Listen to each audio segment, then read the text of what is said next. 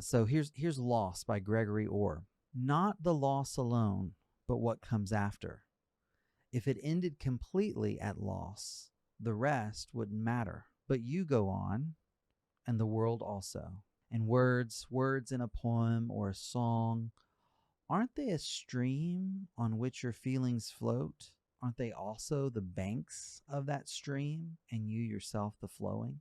I love this poem because I think it captures so many truths about the grief process, grief in general, but also grief particularly for betrayed partners. And so I just want to point out a few things from it that stand out as we get started here. The poem starts out, not the loss alone, but what comes after. And for so many women and men who have experienced the discovery of hidden betrayal, the discovery of a partner's sex addiction, it's not about that moment of discovery alone. It's not about what has come crashing down in that moment in isolation, but what comes after that. It's the now what. It's the, and how does this impact my relationship with my children, with my in-laws, with my church community, with my, and on my neighbors. Not the loss alone, but what comes after. If it ended completely at loss, the rest wouldn't matter. For so many who've been betrayed, life doesn't stop right there.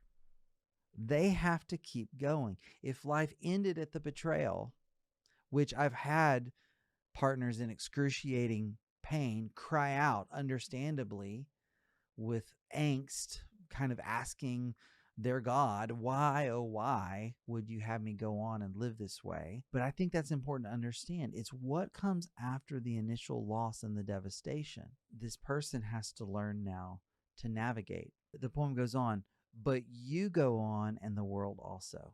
And so you continue moving through time. You continue moving forward, developing, being and becoming, and the world alongside you. And sometimes in light of the shattering of your reality, you want to say, hey, hold on, tap the brakes here. How can you keep going? How can, maybe even looking at the one who did the betraying and saying, how can you keep showing up and performing at work? How can you keep interacting with our kids like that? How can you go and act like that at church when this has happened?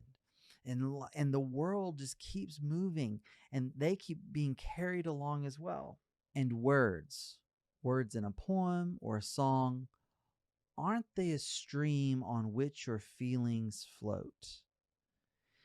And here, this is talking about the power of words, the power of narrative, of story, be it a poem, be it a song, to be a vehicle and an expression of what's happening as we and the world have to continue on in light of this loss and in light of how the world didn't completely end at that point. The final lines of the poem sort of shifts that metaphor of a stream. It shifts it slightly. So listen to these final words. Aren't they also, they being the words, aren't they also the banks of that stream and you yourself the flowing?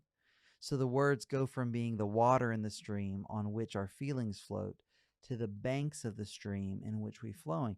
And so what that's talking about there is words acting as a container, words containing the reality, words acting as those banks that allow us to keep moving forward. So it's not spilled out everywhere, but there's a direction and there's forward movement.